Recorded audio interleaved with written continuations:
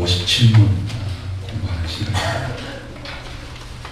하이델베르크 요즘답이 몇 문까지 있었죠? 129문까지 있었어요. 그러니까 절반을 향하여 나가고 있는데요. 57문이 몸이 다시 사는 것에 대한 내용이고 58문이 영원히 사는 것에 대한 내용입니다. 지금 우리가 왜 이런 순서로 하이델베르크 요즘답이 진행되고 있는지를 잠시 좀 기억하고 지나가면 좋겠는데요. 오늘 57문도 이렇게 그 물음이 시작되잖아요. 몸이 다시 사는 것은 당신에게 어떠한 위안을 줍니까? 라고 물었죠. 근데 하이델베르크 요리문답 1문이 뭐였습니까? 생사간에 당신의 유일한 위안이 무엇입니까? 그렇게 시작되었어요. 그러니까 하이델베르크 요리문답은 교회와 그 지체들에게 성도가 살면서 그리고 죽어서까지 이 땅에서 위로로 삼아야 할 참된 위로를 가르치고 있습니다.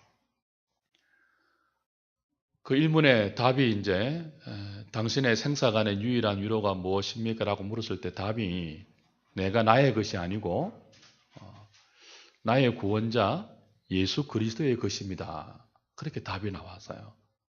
그러니까 내가 나의 것이 아니고 예수님의 것이고 예수님께 속했다는 그것이 성도가 살면서도 참된 위로가 되고 죽어서까지 영원한 위로가 된다는 사실을 가르치면서 시작됩니다. 그리고 이문은 이제 그렇게 그리스도가 우리에게 생사간의 유일한 위로가 되기 위해서 세 가지 알아야 될 것이 있다고 말하죠. 이건 참 중요한 사실이에요. 오늘 현대 기독교인들이 그리스도가 생사간의 유일한 위로가 되지 못하는 것은 요리문답, 하이델베르크 요리문답 이문이 가르치는 세 가지를 제대로 몰라서 그럴 가능성이 크죠. 그래서 이문은 이렇게 가르치죠. 우리가 그리스도가 살아서도 유일한 위로가 되고 죽어서도 유일한 위로가 되기 위해서는 세 가지를 알아야 한다고 합니다. 첫 번째가 뭐였죠? 자신의 비참함에 대해서 알아야 된다고 했죠. 두 번째는 뭡니까? 그 비참함에서 우리를 구원한 구원자에 대해서 알아야 된다고 했어요. 세 번째가 뭐죠?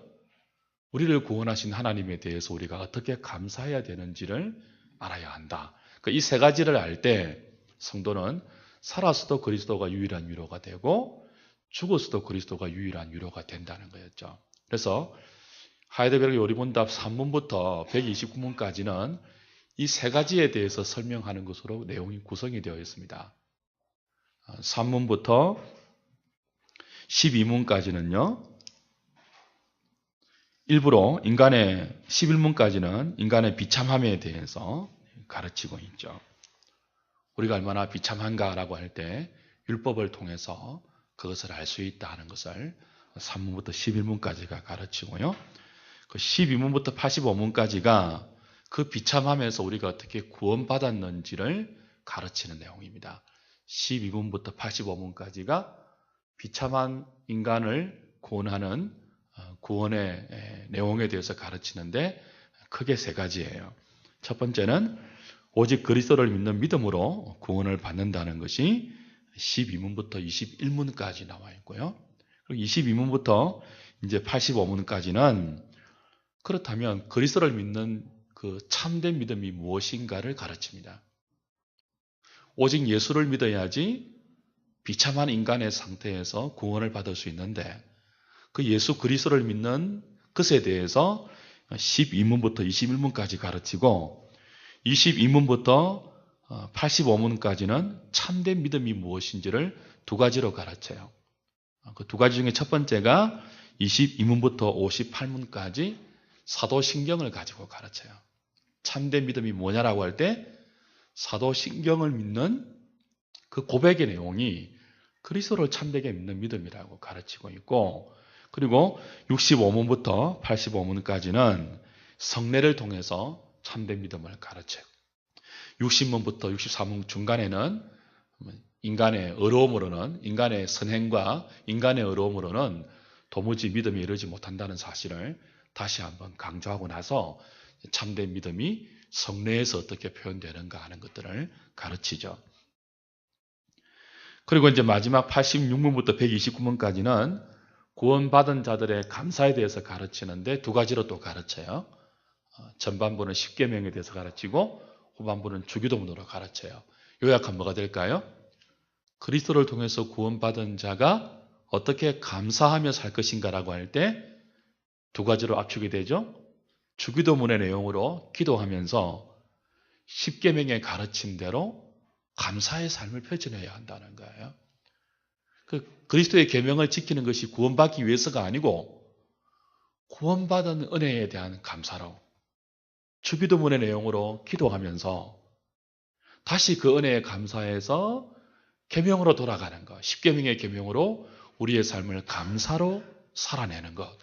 그것이 이제 하이델베르그 요리문답이 우리에게 가르치는 생사간의 그리스도를 유일한 위로로 삼고 살아가는 성도와 교회의 중요한 내용이었습니다. 그 중에 우리가 지금 57문을 하는 거예요. 내용이 뭐라고요? 몸이 다시 사는 것이 도대체 몸이 다시 산다는 것을 믿는 것이 우리에게 어떤 위로를 줍니까? 하는 물음이에요. 이게 사도신경의 맨 끝부분이잖아요. 그죠? 마지막은 영원히 사는 것을 믿습니다로 끝이 나는데 이제 그 몸이 다시 사는 것과 영원히 사는 것을 우리가 믿는 것이 우리에게 어떤 위로를 줍니까? 하는 것으로 이제 그 사도신경을 끝마치면서 사실은 이 사도신경을 통해서 우리에게 무엇을 가르치고 있다고요? 그리스도를 믿는 참된 믿음이 무엇인가를 가르치는 거예요. 그래서 참된 믿음 안에는 삼위 하나님에 대한 믿음이 다 들어있었잖아요. 창조주 하나님, 구속주 성자, 그리고 성령 하나님을 다루면서 성령을 미사하며 그다음 뭐였죠? 거룩한 공예와 홀리 캐톨릭 처치와 성도가 서로 교통하는 것과 죄를 사하여 주시는 것과 그다음 몸이 다시 사는 것과 영원히 사는 것을 믿습니다 할 때 이 성령을 미사하며와 영원히 사는 것까지의 일관적으로 성령의 사역으로 제시하면서 성령을 믿는 참된 믿음의 내용을 가르치는 것입니다. 그 중에 우리가 오늘 57문 몸이 다시 사는 것을 믿는 것이 우리에게 어떤 유익을 줍니까 하는 것을 다시 좀 잠깐만 생각을 하도록 하겠습니다. 저 57문을 제가 읽을 때 여러분이 한번 답을 해보시죠. 몸이 다시 사는 것은 당신에게 어떠한 위안을 줍니까? 죽음 후 바로 내 영혼이 머리 대신 그리스도께로 갈 뿐 아니라 내 몸도 그리스도의 능력으로 일으킴을 받아서 영혼과 결합하여 그리스도의 영화스러운 몸과 같이 될 것입니다. 그렇죠? 몸의 부활을 우리가 믿고 삽니다. 그래서 예배 때마다 우리는 몸이 다시 삽니다. 그것을 고백합니다.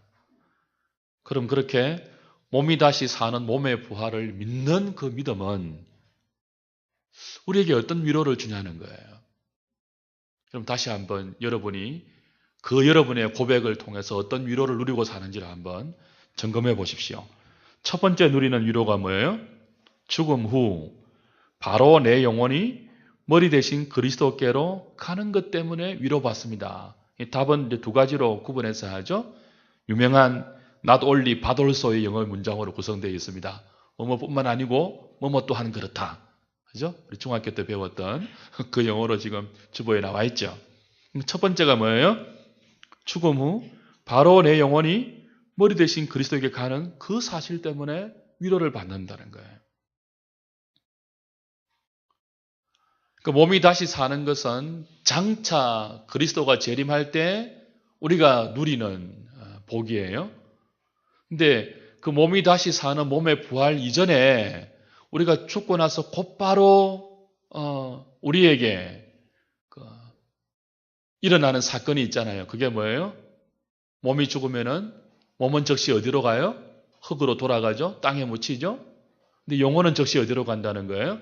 죽는 그 순간 즉시 immediately라고 되어 있잖아요. 죽는 순간 즉시, 그죠? 우리의 머리 대신 그리스도에게 간다는 거예요. Be taken up to Christ. 그 다음에 뭐예요? My head라고 되어 있어요. 나의 머리 대신 그리스도에게로 즉시 들려집니다. 올라갑니다. 나의 생명이 끝나는 즉시, 그죠? 내 영혼은 그리스도에게, 나의 머리 대신 그리스도에게 올라갑니다. 그것이 몸이 다시 산다는 우리의 고백이, 우리의 믿음이 나에게 주는 유익이라는 거예요. 여러분, 불신자의 삶을 가장 압축적으로 잘 요약한 것이 오늘 제가 본문으로 택한 히브리서 2장 14절 15절이에요. 자, 본문 다시 한번 띄워주십시오. 히브리서 2장 14절 15절. 같이 읽을까요? 시작. 자녀들은 혈과 육에 속하였음에 그도 또한 같은 모양으로 혈과 육을 함께 지니심은 죽음을 통하여 죽음의 세력을 잡은 자 곧 마귀를 멸하시며 또 죽기를 무서워함으로 한평생 매여 종로로 타는 모든 자들을 놓아주려 하심이니. 그리스도가 육신으로 오셔서 육신의 죽음을 당하신 이유를 히브리 기자는 너무나 명백하게 이렇게 밝히고 있습니다. 죽기를 무서워해서 일평생 동안 죽음의 종로로 타는 죄인들을 그 죽음의 공포에서 해방시키기 위해서 예수님은 육신으로 오셔서 육신의 죽음을 당하셨다는 거예요. 그리고 그 육신의 죽음을 부활로 승리하셔서 죽기를 무서워하는 평생 죽음의 종로로 타면서 죽음 앞에 떠는 그 인생을 놓아주셨다는 것입니다. 해방시켰다는 거예요. 그 불신자의 삶을 압축하면 뭐예요? 일평생 어디에 종로로 산다는 거예요? 죽음의 종로로 타요. 뭘 두려워하면서? 죽음을 두려워하면서. 여러분 한번 가만히 한번 보십시오. 믿지 않는 많은 사람들이 살아가는, 그렇게 힘겹게 살아가는, 그렇게 고군분투하면서 살아가는 그들의 삶의 모든 노고와 모든 정성과 모든 노력과 모든 눈물과 모든 헌신은 사실은 무엇을 위해서예요? 조금 더 오래 살기 위해서 아닐까요? 한마디로 압축하면은 조금 더 건강하게 살기 위해서가 아닐까요? 어떻게 하면 죽음을 조금 더 연장할 수 있을까? 어떻게 하면 그 죽음의 두려움을 직면하지 않고 조금 더 내 삶에서 밀어낼 수 있을까? 그걸 위해서 어쩌면은 모든 죄인된 자연인들은 일생을 고군분투한다고 요약할 수 있습니다. 죽음의 사실은 종노릇하죠. 인류의 역사를 보십시오. 돈을 잡은 자, 권력을 잡은 자들이 한결같이 시도했던 것이 뭐예요? 조금 더 오래, 조금 더 오래. 불사를 꿈꾸고 영생을 꿈꾸면서 거기에 도달하지 못하는 인생의 제한과 인생의 연약함을 무릎을 치면서 탄식했죠.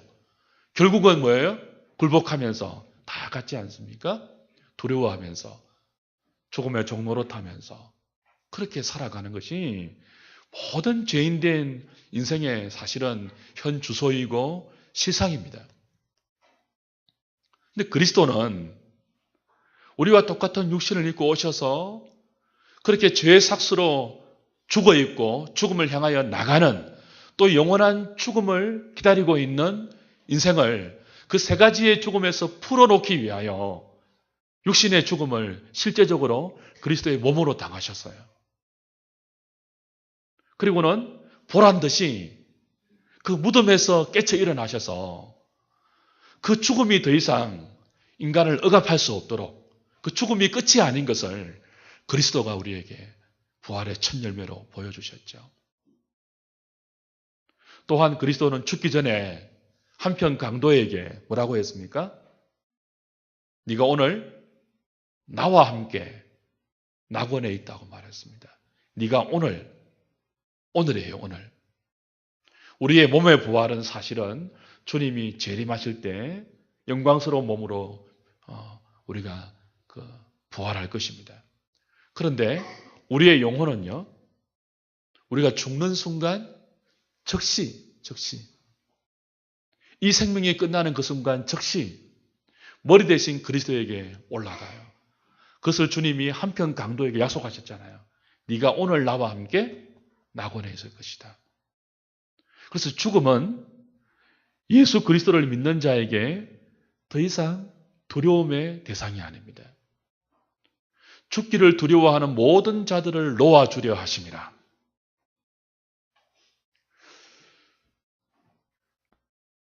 그리스도가 왜 우리의 생사간의 유일한 위로가 됩니까? 살았어도 위로고 죽었어도 위로예요. 그분이 뭐기 때문에요? 우리가 그분의 것인데 그분이 뭐기 때문에 그래요? 우리의 머리가 되셔서 죽은 순간, 우리가 죽는 순간 몸된 당신의 모든 택한 자들을 즉시 머리 대신 그리스도에게 영혼을 이끌어 오시기 때문에 죽음도 우리의 뭐라는 거예요? 위로라는 것입니다. 주 안에 사랑하는 여러분, 오늘 그리스도께서 다시 한번 저와 여러분들에게 죽음을 두려워하여서 죽음의 종로로 타는 이 불신 세상의 인생관에서 놓여질 수 있는 은혜가 있기를 바랍니다. 죽음의 두려움이 여러분을 사로잡지 못하기를 바랍니다. 제가 한번 전에 고백했죠. 저는 초등학교 5학년 때 죽음에 대해서 깊이 고민해 본 적이 있습니다. 저를 아껴주던 한 동네 형이 동네 당산에서 목을 메어서 자살을 했어요. 그 나일론 줄을 그 당산 위에 있는 소나무에 묶어서 자살을 했는데 목이 쫄려가지고 피가 흘러나오고 그 흐르는 피 사이로 개미가 막 달려드는 그 모습을 보면서 초등학교 5학년 어린 학생이 죽음에 대해서 깊이 고민하고 죽음을 두려워하게 됐습니다. 저렇게 죽고 나면은 그 다음에 어떻게 될까? 어떤 세상이 있을까? 깊이 고민을 하고 죽음에 대해서 막연한 두려움을 느꼈어요. 그때는 예수를 모를 때니까. 근데 성경이 우리에게 가르치는 것이 무엇입니까? 죽음 이후에 모든 영혼은, 믿는 영혼은 즉시 그리스도에게 돌아가고 믿지 않는 영혼은 부자와 나사렛이 나오는 이야기처럼 즉시 음부로 간다는 사실이에요. 그래서 우리가 그리스도의 것이라면, 내가 나의 것이 아니고 그리스도의 것이라면 살아서도 그리스도가 유일한 위로고 죽었어도 그리스도가 유일한 위로입니다. 왜요? 그분이 우리의 영혼을 죽음 이후에 즉시 뭐예요? 그분에게로 이끌어 가시기 때문에 우리가 taken up 돼요. 이건 수동이잖아요. 우리가 막 찾아가는 게 아니에요. 우리의 영혼이. 우리의 영혼이 막 미로를 찾아서 막 애써서 주님께 찾아가는 것이 아니고 죽음 그 이후에 즉시 우리의 머리이신 그리스도가 그를 믿는 모든 몸된 주의 백성들의 영혼을 take up, 끌어올리세요. 이끌어 가세요. 이게 우리의 위로라는 거예요. 사랑하는 여러분, 죽음은 우리의 두려움의 대상이 아니고 이제는 뭐예요? 사도 바울의 고백처럼 내게 사는 것이 그리스도니 그 다음 뭐라고 했죠? 내가 죽는 것도 유익함이라 그랬어요. 여기 유익하다는 말은 다른 말로 번역하면 얻는다로 번역할 수 있습니다. 우리는 죽음의 순간 지금도 물론 그리스도를 누리고 그리스도와 함께 사는 삶의 복을 우리는 누리고 있지만 죽음 그 순간 즉시 영혼이 뭐예요? 그리스도를 은혜로 얻게 되어요. 더 확실하게, 더 선명하게, 더 긴밀하게, 더 친밀하게 완전한 하나됨을 죽음 이후에 즉시 우리의 영혼이 머리 대신 그리스도에게 이끌림을 받아서 완전한 쉼과 완전한 생명을 누린다는 거죠. 이것을 고백하는 것이 뭐예요? 몸이 다시 사는 것을 믿습니다라는 고백에 포함되어 있다고 가르치죠. 몸이 다시 사는 그것만 믿는 것이 아니고 몸이 다시 살기 전에 우리에게 뭐가 있다는 거예요? 우리의 죽음 이후에 즉시 우리의 영혼이 머리 대신 그리스도에게 끌어올림을 받아서 주님과 하나 된다는 사실. 그것이 우리에게 위로가 된다는 겁니다. 주 안에 사랑하는 여러분, 지금도 우리가 주님을 누리고 살지만 사실은 우리의 영혼이 주님을 온전히 만나 뵙고 그 주님과 하나 되어서 그 풍성한 생명에 온전히 들어가 있는 거, 이건 참 생각만 해도 가슴이 뛰는 일이잖아요. 주말 부부가 사이가 좋다는 말이 있죠. 주말 부부가 떨어져 있으면 다시 만나는 게 그리운 것처럼 우리가 지금 영적으로 그리스도와 하나 되어 있지만 나중에 죽음 이후에 머리 대신 그리스도와 온전히 하나 되는 그때와는 비교가 안 됩니다. 그렇죠? 그래서 그리스도는 뭐라고 해요? 내게 두 욕망이 있다 그랬어요. 빌립보서 1장에서 그랬죠. 나에게 두 가지 욕망이 있는데 하나는 이 땅에서 사명을 가지고 사는 것이고 또 하나는 뭐라고 했어요? 몸을 떠나서 죽는다 이 말이에요. 영원히 주님과 함께 사는 것이라고 했어요. 내가 이 두 가지 욕망 사이에 본딩 끼어 있다 그랬습니다. 그래서 그리스도인들에게는 어떤 욕망이 있다고요? 하나는 삶에 대한 욕망이 있어요. 그리스도와 사는 것이기 때문에 이 땅이 아무리 고통스럽고 힘들고 어려워도 우리에게는 뭐예요? 그리스도와 함께하는 삶에 대한 욕망이 있어요. 또 한편 그의 욕망보다 더 강한 욕망이 우리에게 있는데 그게 뭐예요?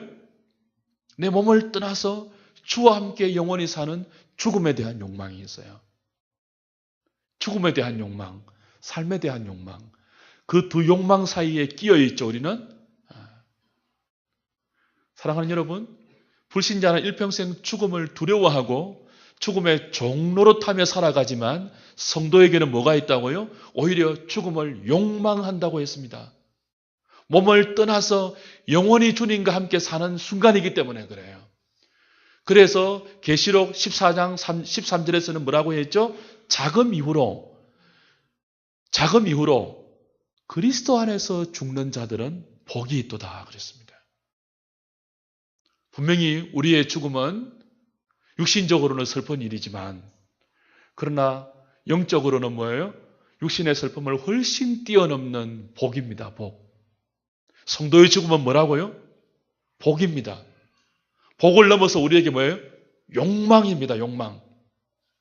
영원히 주님과 함께 살 욕망입니다. 욕망. 그래서 죽음이 더 이상 우리를 두렵게 하지 못하기 때문에 우리는 이 땅에서 뭐 할 수 있습니까? 죄와 더불어 싸울 수 있는 거예요. 죽기를 두려워하지 않기 때문에. 아까 우리 오전에 들은 말씀이 뭐예요? 많은 경우 믿음이 어릴 때 예수 그리스도의 숨은 제자로 살아가는 중요한 이유가 뭐라고 했죠? 세상이 주는 그 무엇을 포기할 수가 없어서 그랬어요. 세상이 주는 그 무엇이 두려워서 그랬어요. 그런데 이제 믿음의 분량이 자꾸 자라가면은 우리가 배우고 알고 또 뭐예요? 신뢰하는 것이 뭡니까? 죽음이 욕망이라는 거죠. 죽음은 그리스도와 하나 되는 영원한 순간이라는 거예요. 그러니 죽음이 두렵지 않습니다. 사랑하는 여러분, 이 땅에서 조금 늦게 가는 거 죽음에 비하면 아무것도 아니잖아요. 그죠? 그래서 우리가 말씀에 이 믿음을 가지면 헌신할 수 있는 것입니다. 죽음을 두려워하지 않고 죽음의 종노릇에서 해방되었기 때문에 이제는 뭐예요? 그냥 자유만 누리는 것이 아니고 우리의 삶을 그리스도에게 헌신할 수 있으면 좋겠어요. 그 은혜가 오늘 저와 여러분들에게 충만하기를 바랍니다. 오늘 57문의 답의 두 번째가 우리에게 가르치는 몸의 부활에 관한 우리의 또 다른 위로는 내 몸도 그리스도의 능력으로 일으킴을 받아서 영혼과 결합하여 그리스도의 영화스러운 몸과 같이 될 것입니다. 하는 내용이죠. 예수님이 재림하실 때 우리가 누릴 복입니다. 주님이 나팔 소리와 더불어 재림하실 때 무덤 속에 있던 우리의 몸, 무덤에 있든지 화장했든지 수장했든지 상관없어요. 창조의 능력으로 이제 그게 그리스도의 능력으로 이렇게 받는다는 뜻이죠. 주님이 재림하실 때 우리의 몸은 그리스도의 능력으로 다시 부활할 것입니다. 믿으실 수 있기를 바랍니다.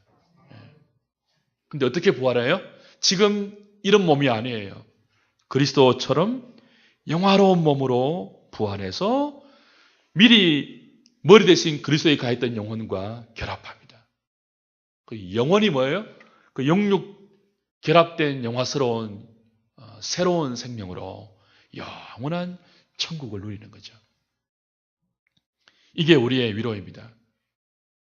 저는 보기와는 달리 보기는 얼마나 건강하게 보입니까? 근데 좀 몸이 약한 데가 많아요. 그래서 아까 우리 장로님도 그러시던데 목사님 해마다 감기 몸살 걸리는 것 같아요 그러시던데 저는 해마다 연말 되면 이제 감기 몸살을 합니다. 또 원래는 작년에 안 하고 지나갔거든요. 참 감사하다 했는데 이번에 또 지금 하고 있어요. 12월 안에 일을 했는데 이번에 안 했단 말이죠. 그러니까 지금 하고 있어요. 지금. 우리는 다 연약한 몸을 갖고 있습니다. 알려진 바에 의하면 몇 살부터 우리가 노쇠한다고 했죠? 몇 살부터? 20살부터예요? 21살부터입니까? 하여튼 21살부터 인간 노쇠한대요. 노쇠. 우리 예지도 이제 노쇠하는 단계인데 노쇠하면서 우리는 몸이 썩어가죠. 노쇠한다는 건 썩어간다는 거잖아요. 부패하는 거고 결국은 이제 자연스럽게 죽어가겠죠. 사망의 한 파편입니다. 우리 주위에는 육신의 연약함으로 고통당하는 사람이 많이 있어요. 몸의 약함 때문에. 질병으로 신음하고 몸의 연약함과 제한과 쇠약함 때문에 우리는 많은 경우 고통을 봅니다. 아픔을 겪습니다. 몸 때문에 고통을 받습니다. 몸 때문에. 그렇잖아요. 그죠? 그런데 몸의 부활을 생각하면은, 몸의 부활을 믿으면은 어떤 위로가 있다고요? 몸 때문에 고통받는 우리의 몸이 주님 다시 오실 때는 뭐예요? 영광스러운 주님의 몸처럼 영혼과 결합하여서 다시는 몸 때문에 고통당하지 않는다는 거죠. 그게 몸을 가지고 있는, 몸의 연약함을 체감하면서 살고 있는 저와 여러분들이 몸이 다시 산다고 고백할 때마다 누리는 뭐예요? 위로입니다. 위로.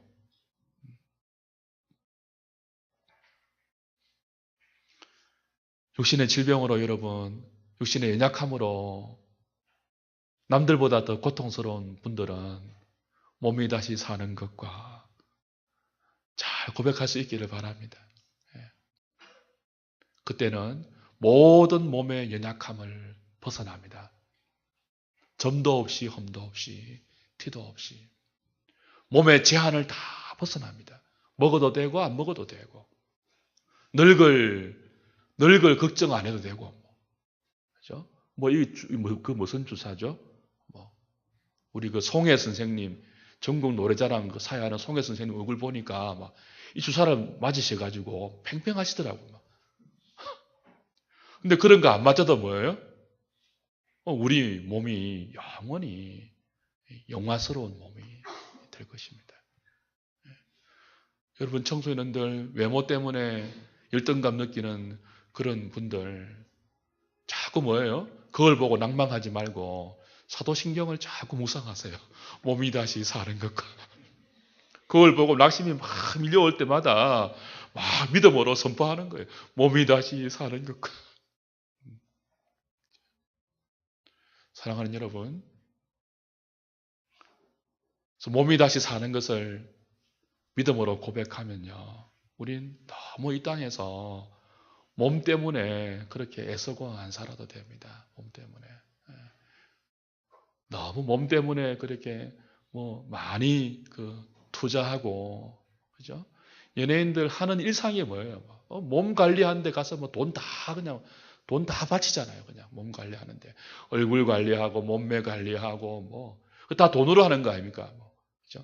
그냥 좋다는 영양크림 다 바르고, 그냥 산소 다 바르고, 이렇게 맨날 그 살아가는데, 세월의 흐름을 거역할 수는 없잖아요. 너무 그렇게 몸에 투자하지 않아도 됩니다. 뭐 하면요? 몸이 다시 사는 것을 믿습니다. 자꾸 고백하면요. 고백 안 하면 자꾸 뭐예요? 전신관리 프로그램 날마다 하고 그 피부 관리 날마다 하고 우리 조금 뚱뚱해도 괜찮잖아요.